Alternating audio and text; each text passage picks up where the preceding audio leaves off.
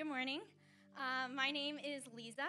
I'm going into my senior year at Sylvania Southview High School this year.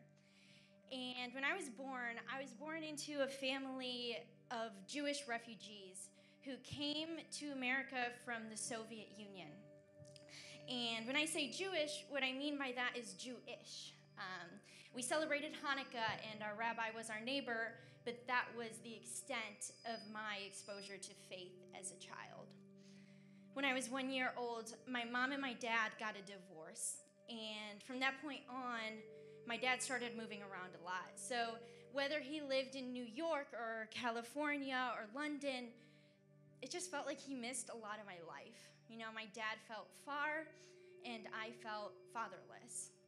So what I would do is I would spend a lot of time searching for a substitute pseudo-father.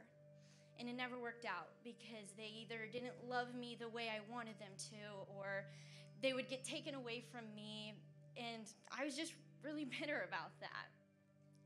So I wouldn't say that I grew up in a broken home, but what I would say is that I definitely resided in a broken place within myself. In 6th grade, I decided that I was going to try to drown out my brokenness with self-harm. And at 11 years old, I became addicted to cutting myself.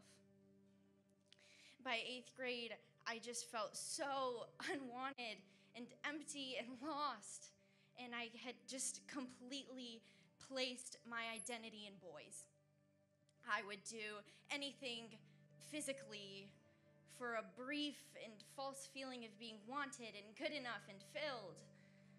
And my life became a cycle of self-harm, drinking, and trading my dignity for a boy's attention. I felt unwanted, not good enough, and empty. By my freshman year, I had attempted suicide twice. It was at my second suicide attempt that I realized I needed help, and I cried out for help and was soon diagnosed with clinical depression and anxiety. I began treatment for those things immediately, treatment which I still continue today. Throughout that emotional turmoil that I was experiencing, I developed a hatred for God.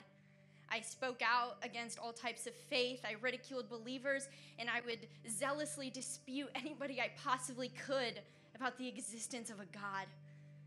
I thought, if there's a God, he must be a sadist, because nobody who loves me would put me through what I went through.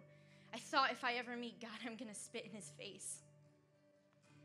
My sophomore year, I met Cassie, and she was a girl who shared everything with me. She shared her money and her aux cord and her life and her friendship in the gospel. She sat across from me at a coffee shop and drew diagrams, trying to explain to me what sin is and what the God of the universe decided to do about it. I battered her with questions and arguments, and she loved me enough to patiently explain and explain and explain. And for the first time in my life, I heard about the God who loves me and wants me and adores me and forgives me and paid the ultimate price for my restoration. Not only did I go from lost to found, but I found what I'd been looking for my entire life. When I reflect on my life, I think about a historical account of Jesus in John 9, where him and his disciples see a man who was born blind. Verses 2-3. And the disciples asked him, "Rabbi, who sinned, this man or his parents, that he was born blind?" Jesus answered, "It was not that this man sinned or his parents, but that the works of God might be displayed in him." And friends, I think that the works of God were displayed in me. I think the works of God were displayed in me when I, a child raised a secular Jew, turned to Christ. I think the works of God were displayed in me when my search for the perfect, ever-present dad finally ended when I ran into my Father in heaven. I think the works of God were displayed in me when I, the passionate belittler of the church, joined the winning team of being a passionate ambassador of Christ. I think the works of God were displayed in me in fall of 2015 when Liza, the lost daughter, ran home to her father's open arms.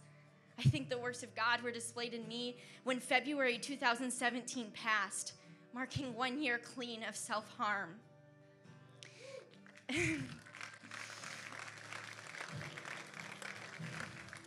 I say these things not to boast in myself, but in the fact that I have had nothing to offer myself or others apart from God. If I were to tell you that once I accepted Jesus, all the brokenness in my life magically healed, that would be a lie. I still have anxiety, I still have depression, I still have scars, and now I have sickness and a family who doesn't understand my faith. But I have something else, something that I never even dreamt of before. And what I have now is purpose. I have purpose. There was a reason that my suicide attempts were suicide attempts and not suicide tragedies. And that's because, well, in the words of Stephen Whitlow, we don't call something dead until God calls it dead. And I was ready. I was ready to call myself dead. Medically, physically, I should have died.